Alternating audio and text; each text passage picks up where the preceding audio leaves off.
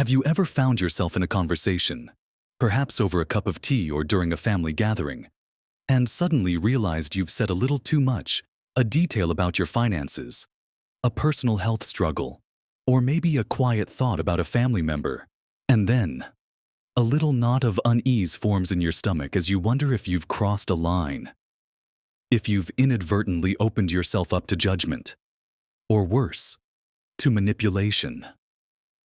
It's a common experience, isn't it, as we navigate these golden years? Our relationships with friends and family become even more precious. But sometimes, in the spirit of closeness, or perhaps out of a desire for connection, we can unintentionally expose ourselves in ways that lead to stress, misunderstanding, or even a quiet chipping away at our peace of mind. We might mean well, sharing openly and honestly, only to discover that not everyone has our best interests at heart, or simply doesn't understand the nuance of our situation. There are certain aspects of our lives, certain secrets, not secrets in a hidden, shameful way, but private sanctuaries that are truly better kept close to our hearts. These are the things that, when shared too freely, can invite unnecessary drama, unwanted advice, or even put a strain on the very relationships we cherish. In this video, we're going to gently explore 5 such areas. 5 things you might want to reconsider sharing with even your closest friends or family. Not out of distrust, but out of a profound respect for your own well-being, your independence, and your lasting peace. Stay with me until the very end, because what we discuss will profoundly shift how you protect your personal space and your valuable relationships. Let's dive right into the first area we need to talk about. Something that can often cause more trouble than it's worth when shared too openly: your exact financial situation, particularly your savings, your investments, and any inheritances. Now, I know what some of you might be thinking, but they're my family, my closest friends. Why can't I share this with them? And it's true. We want to be open with those we love. However, money is a deeply personal matter, and revealing the precise figures of your wealth, or lack thereof, can open a Pandora's box of unintended consequences. When people know exactly how much you have, it can lead to assumptions about your lifestyle, expectations about what you should or shouldn't do with your money, or even direct requests for financial help. Imagine your adult child, perhaps struggling, suddenly knowing the exact sum in your retirement account. The dynamic can shift, almost imperceptibly, from a loving parent-child bond to one where you might feel like a potential resource, a piggy bank, or perhaps a well-meaning friend, upon hearing you have a certain amount saved, might suddenly have an amazing investment opportunity for you, one that might not be right for your risk tolerance or financial goals. We've all heard stories, haven't we, of family relationships becoming strained or even broken over money matters, especially when inheritances become a topic of premature discussion. Sometimes, simply knowing the numbers can breed resentment, envy, or a sense of entitlement among those who feel they deserve a share, even before it's meant to be distributed. Your money is your independence, your security, and the fruit of your lifelong efforts. You worked hard for it, and you have every right to manage it and enjoy it without external judgment or pressure. So, what's the actionable step here? Be vague, be gracious, but be firm. If someone asks about your finances, a polite, "My financial matters are private," or "I'm comfortable, thank you for asking," or "I'm managing things well," is perfectly acceptable. You don't owe anyone a detailed breakdown. If you need financial advice, seek it from a qualified, independent professional, not from family members or friends who might have their own biases or interests. Live your life, spend your money as you see fit within your means, and never feel the need to justify your financial choices to anyone. Protecting this boundary protects your autonomy, reduces potential stress, prevents financial exploitation, and ultimately helps maintain peace within your most important relationships by removing a common source of conflict. Now, as sensitive as our finances are, there's another area where our instinct to share can sometimes backfire, especially as we age. This brings us to the second thing you might want to keep more to yourself: the precise, constant details of your health complaints and medical conditions. It's completely natural, even beneficial, to share general updates about your well-being with loved ones. We all want to know our friends and family are doing okay.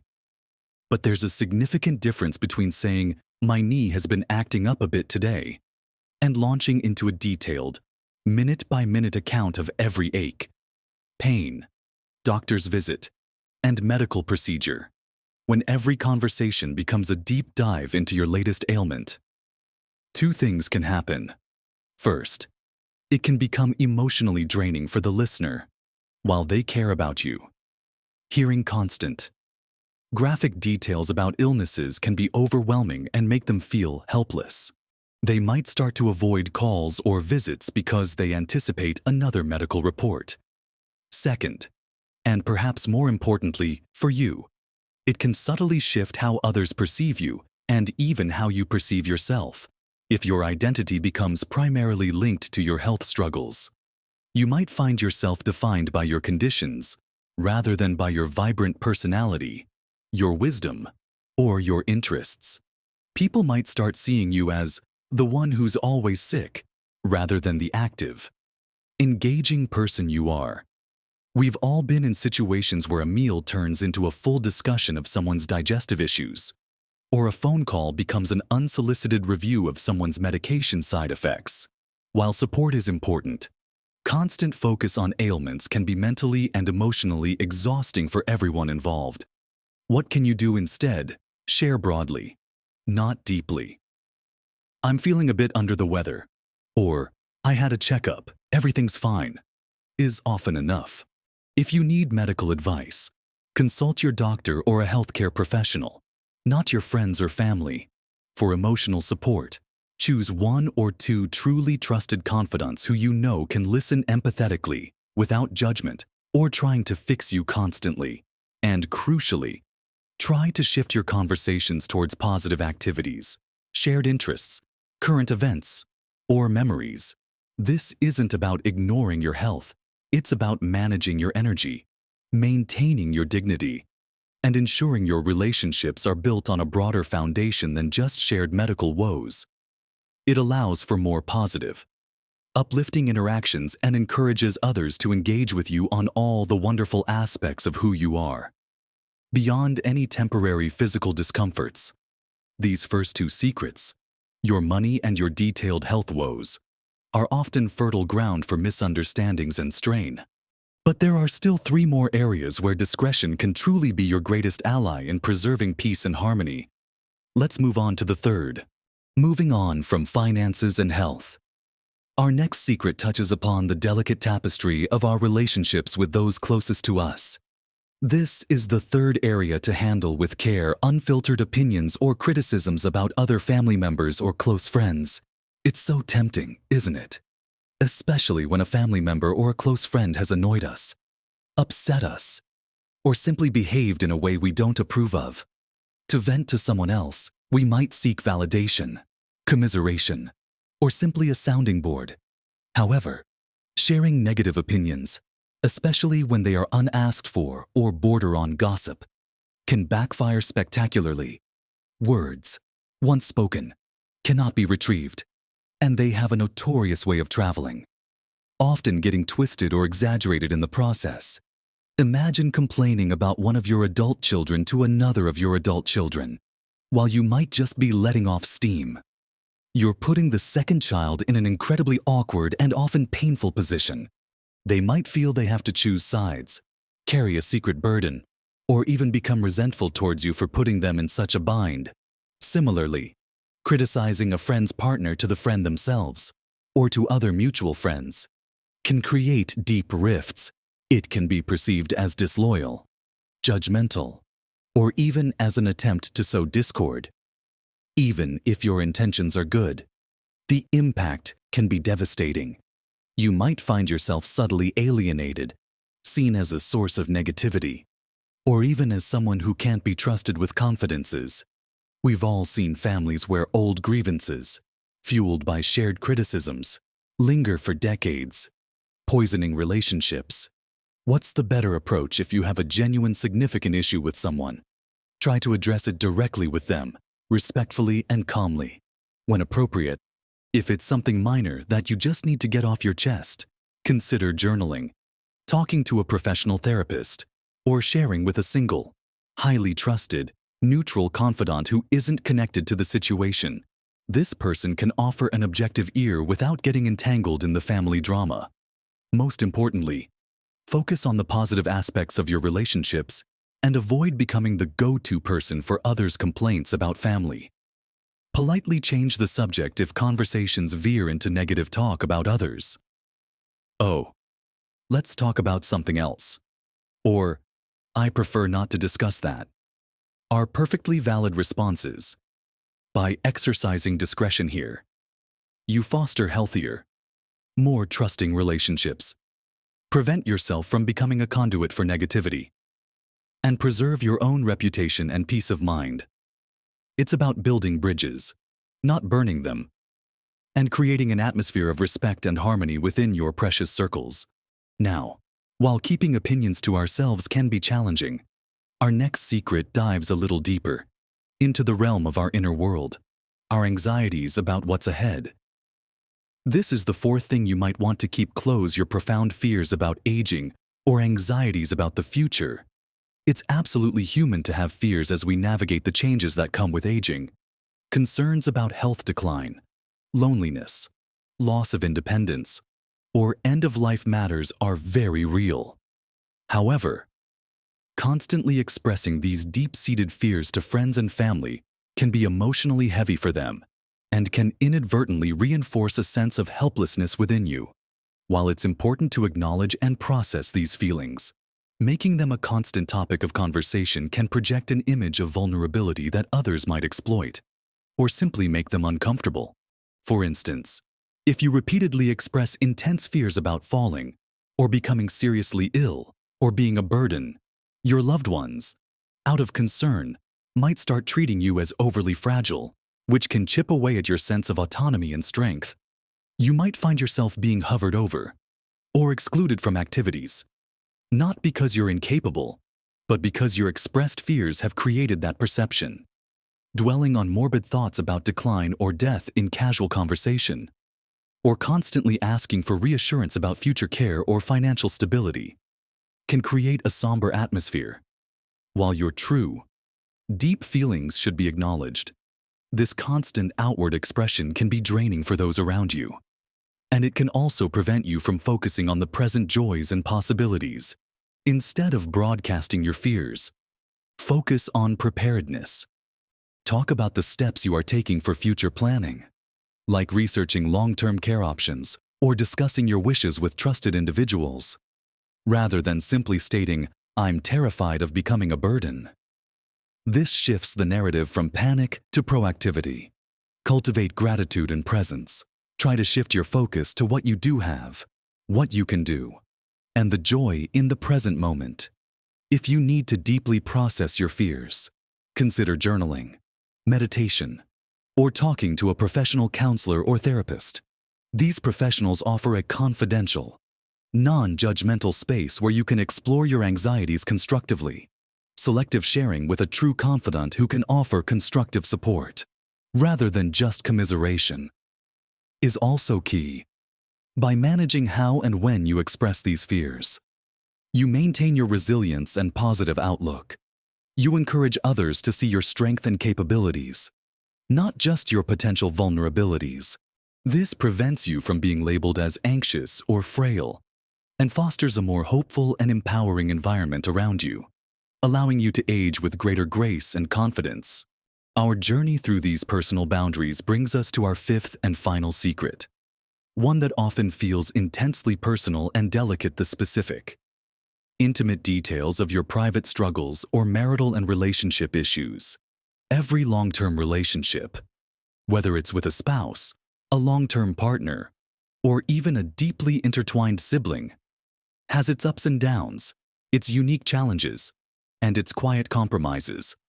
While seeking support during difficult times is essential, airing the specific, intimate details of your marital or deeply personal relationship struggles with general friends or extended family can be profoundly damaging.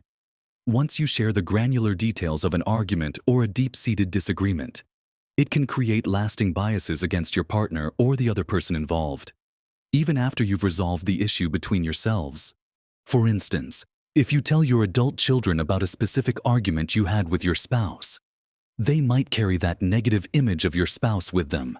Even after you and your spouse have made up, this can make them feel they have to take sides or create an awkward tension during future family gatherings. Similarly, confiding intimate details of a past conflict with a friend who then sees your partner differently can create uncomfortable social situations. You might resolve the issue with your partner, but your friend's perception remains altered. Sharing financial disagreements, personality clashes, or private quirks with anyone outside the immediate relationship circle can expose your private life to unnecessary judgment and unsolicited advice.